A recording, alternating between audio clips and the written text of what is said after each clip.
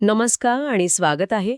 आज आपण एका अशा विषयाच्या मुळाशी जाणार आहोत जो वरवर पाहता खूप जुना आणि ऐतिहासिक वाटू शकतो, पण आपल्या माहिती स्रोत्यानुसार त्याचा प्रत्येक कण प्रतीकांनी भरलेला आहे. आपण बोलणार आहोत बायबलमधील निवास मंडप किंवा पवित्र तंबूविषयी. हो, आणि हे फक्त एका प्राचीन तंबूचं वर्णन नाहीये. आपल्याकडे जो स्रोत आहे तो या निवास मंडपाला केवळ एक ऐतिहासिक वास्तू म्हणून पाहत नाही, तर एक जिवंत आध्यात्मिक नकाशा मानतो. यातील प्रत्येक वस्तू, प्रत्येक धागा एका मोठ्या कथेचा भाग आहे. बरोबर. आणि या कथेच्या केंद्रस्थानी एकच व्यक्ती आहे, ज्याला हा स्रोत वारंवार पुत्र म्हणजेच येशू ख्रिस्त म्हणतो. आज आपलं ध्येय हेच आहे की एका सामान्य भाविकाच्या नजरेतून या पवित्र तंबूत प्रवेश करायचा आणि पितळेच्या वेदीपासून ते आतल्या कराराच्या कोशापर्यंतचा प्रतिकात्मक प्रवास उलगडून पाहायचा. चला तर मग हा प्रवास सुरू करूया. ठीक आहे. तर आपण एका भाविकाप्रमाणे निवास मंडपाच्या बाहेरील अंगणात उभे आहोत. इथे सामान्य लोकांना प्रवेश होता. आपल्या स्रोतानुसार इथे प्रवेश करताच दोन मोठ्या गोष्टी लक्ष वेधून घेतात. एक पितळी होमवेदी आणि दुसरं पितळी गंगाळ. या वेदीपासून सुरुवात करूया. हो, याचा उद्देश तर स्पष्ट आहे. इथे होमबली अर्पण व्हायचे. पण याचा प्रतिकात्मक अर्थ काय आहे? याचा पहिला आणि सर्वात सरळ अर्थ म्हणजे येशू ख्रिस्ताचा वधस्तंभ. जिथे पापांसाठी एकदाच आणि कायमचं बलिदान दिलं गेलं, त्या घटनेचं हे प्रतीक आहे. पण गंमत पुढे आहे. अच्छा. याचा दुसरा अर्थ खूपच अनपेक्षित आहे. हा स्रोत म्हणतो की ही वेदी हेडेस किंवा अधोलोकाचेही प्रतीक आहे. एक मिनिट. हे थोडं विरर्डिंग आहे. बलिदानाची जागा आणि हेडेस म्हणजे मृत्यूनंतरच्या शिक्षेची जागा, या दोन पूर्णपणे विरुद्ध गोष्टींचा संबंध कसा जोडला आहे? खूप चांगला प्रश्न आहे. या स्रोतानुसार संबंध असा आहे की पाप आणि त्या पापाचा परिणाम म्हणजे शिक्षा, या दोन्ही गोष्टी एकाच ठिकाणी हाताळल्या जातात. वधस्तंभावर पापाचं बलिदान झालं आणि त्याचवेळी पापाची शिक्षाही भोगली गेली. ओके. म्हणजे ही वेदी पापाचा स्वीकार आणि त्यावरील न्याय या दोन्ही गोष्टी एकाच वेळी दर्शवते. अगदी. आणि याला जोडून तिसरा अर्थ येतो बाप्तिस्मा, म्हणजे पापांपासून शुद्धीकरण. म्हणजे ही वेदी म्हणजे निव्वळ बलिदानाची जागा नाही, तर विश्वासणाऱ्याच्या संपूर्ण आध्यात्मिक प्रवासाचं एक सुरुवातीचं प्रतीक आहे. पापाची ओळख आणि त्यासाठी बलिदान म्हणजे वधस्तंभ, त्या पापाचा परिणाम म्हणजे अधोलोक, आणि त्यातून बाहेर पडण्याचा मार्ग म्हणजे बाप्तिस्मा. हे सगळं एकाच ठिकाणी दाखवलं आहे. अगदी बरोबर. आणि चौथा व पाचवा अर्थ हेच अधोरेखित करतो. ही अशी जागा आहे जिथे विश्वासणारे स्वतःच्या इच्छांना आणि पापांना जाळून टाकतात आणि स्वतःला देवासाठी समर्पित करतात. म्हणून याला एका अर्थी स्नानगृह म्हटलंय, जिथे आत्मिक शुद्धीकरणाची प्रक्रिया सुरू होते. पण पापासाठी बलिदान पुरेसं नव्हतं, बरोबर? पवित्र देवाच्या जवळ जाण्यासाठी वैयक्तिक शुद्धीचीही गरज होती. आणि त्यासाठीच पुढची वस्तू होती पितळी गंगाळ. हो, त्याला पितळी समुद्र असंही म्हटलं आहे. पितळी समुद्र? या गंगाळाचा पहिला प्रतिकात्मक अर्थ आहे देवाचं वचन. जसं पाण्याने शरीर स्वच्छ होतं, तसं देवाचं वचन मन आणि आत्मा शुद्ध करतं, की नाही? आहेत. आणि म्हणूनच यात्रेकरांना पवित्र स्थानात प्रवेश करण्यापूर्वी इथे आपले हातपाय धुणे बंधनकारक होते.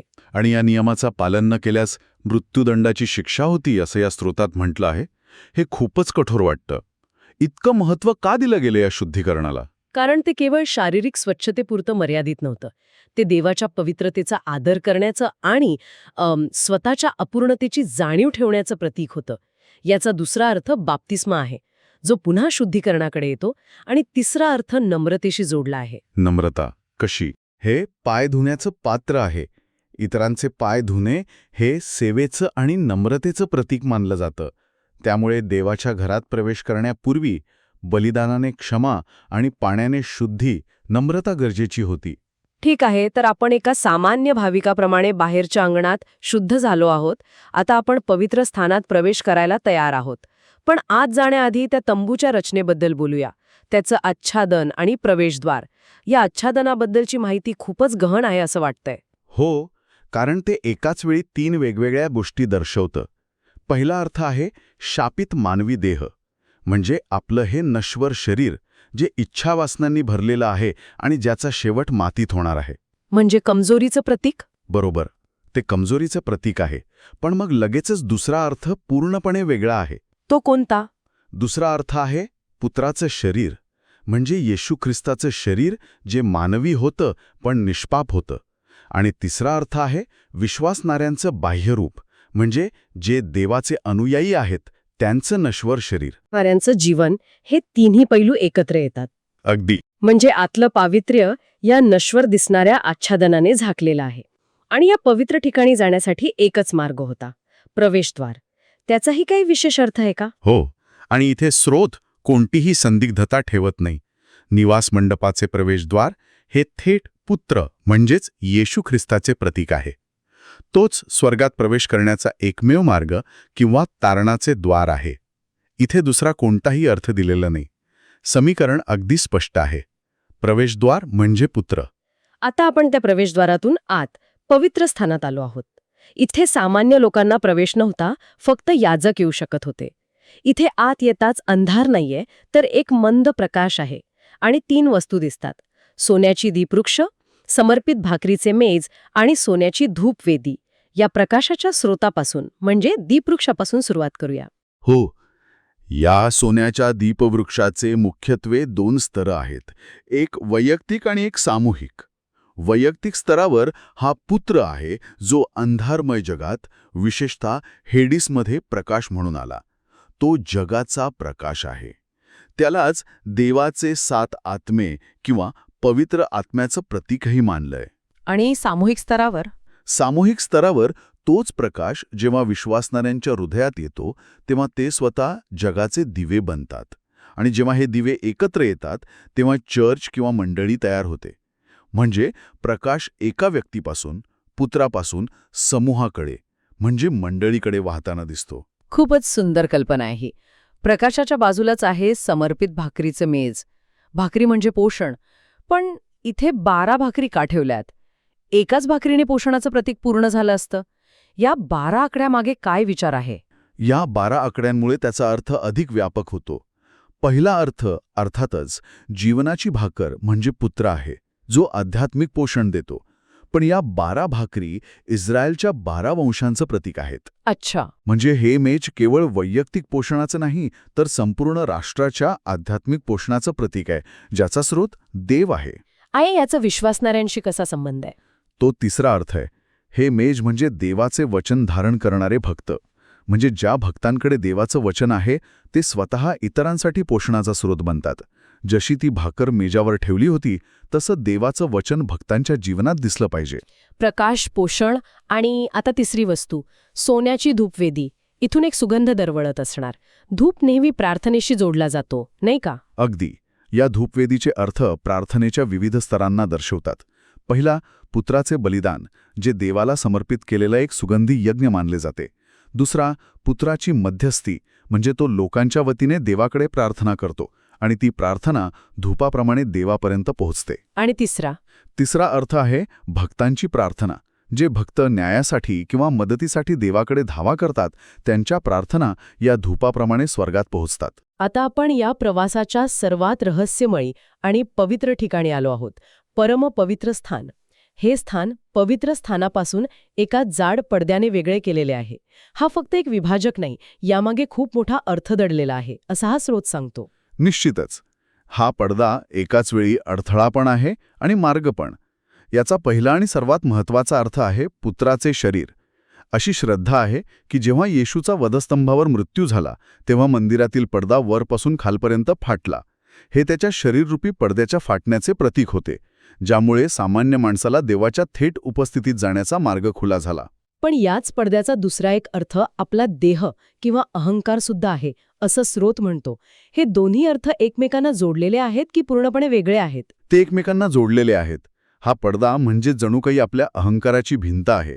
जशी ती पडद्याची भिंत माणसाला देवाच्या थेट उपस्थितीपासून वेगळं करत होती, तसंच आपला मीपणा किंवा भौतिक देहाची आसक्ती आपल्याला आतल्या खऱ्या आध्यात्मिक अनुभवापासून दूर ठेवते. खरंय. ख्रिस्ताच्या बलिदानाने जसा तो भौतिक पडदा फाटला, तसंच आत्मसमर्पणाने अहंकाराचा पडदा फाटतो, असं या स्रोताचं म्हणणं आहे. वा. आता या पडद्याच्या आत जाऊया. इथे फक्त एकच वस्तू आहे, पण ती या संपूर्ण निवास मंडपाचा केंद्रबिंदू आहे, कराराचा कोश. या कोशावर सोन्याचे 2 करूब म्हणजे पंख असलेले देवदूत आहेत आणि त्या झाकणाला दयासन म्हणतात. याबद्दल काय माहिती आहे? हो, ते सोन्याचे करूप देवाच्या सिंहासनाचे रक्षण करणारे देवदूत आहेत. आणि ज्या झाकणावर ते आहेत, ते झाकण म्हणजे दयासन किंवा कृपासन. हे स्वतः देवाचा सिंहासन आहे. आणि गंमत म्हणजे हा स्रोत म्हणतो की हे सिंहासनच पुत्र आणि वचन आहे. अच्छा. इथे देवाचा न्याय आणि दया एकत्र येतात.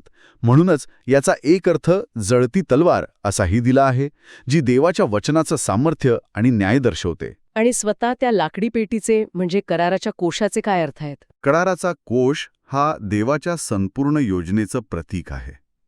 तो सृष्टीवर राज्य करण्याचं तत्व आहे, देवाचा भक्तांसोबतचा करार आहे आणि त्याचवेळी तो सैतानाच्या पापाचा पुरावासुद्धा आहे.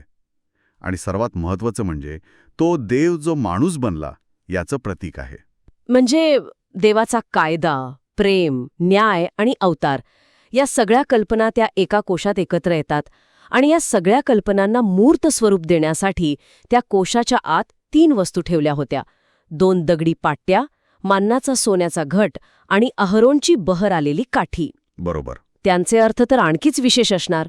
हो, त्या 2 दगडी पाट्या म्हणजे 10 आज्ञा. त्या थेट पुत्राचे प्रतीक आहेत, जो स्वतः देवाचा कायदा आणि जीवन आहे.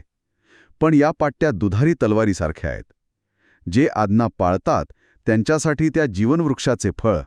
आणि जे पाळत नाहीत त्यांच्यासाठी त्याच पाट्या चांगल्या वाईटाच्या ज्ञानाच्या वृक्षाचे फळ बनतात.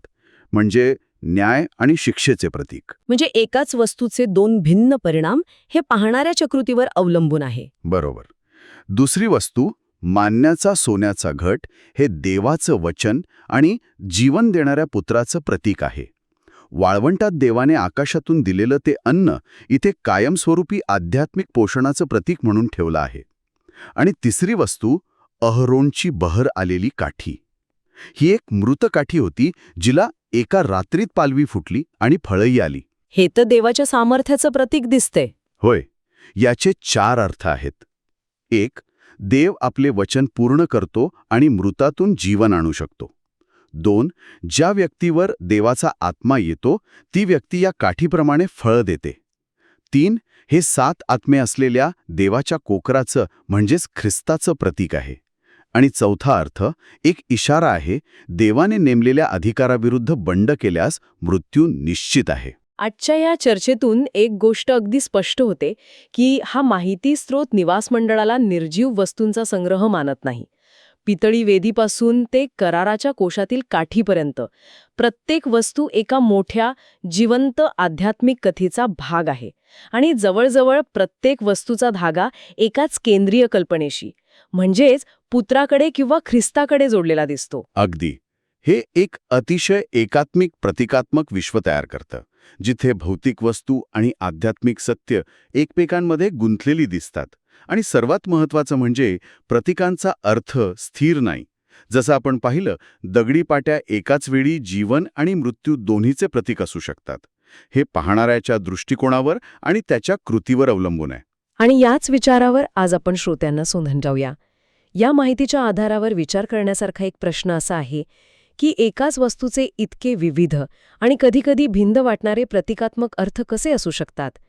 प्रतिकांचं हे जाळं आपल्याला केवळ प्राचीन ग्रंथांबद्दल नाही, तर मानवी मन, विश्वासाला आणि सत्याला कसे आकार देते याबद्दल काय शिकवते, याचा विचार नक्कीच करायला हवा.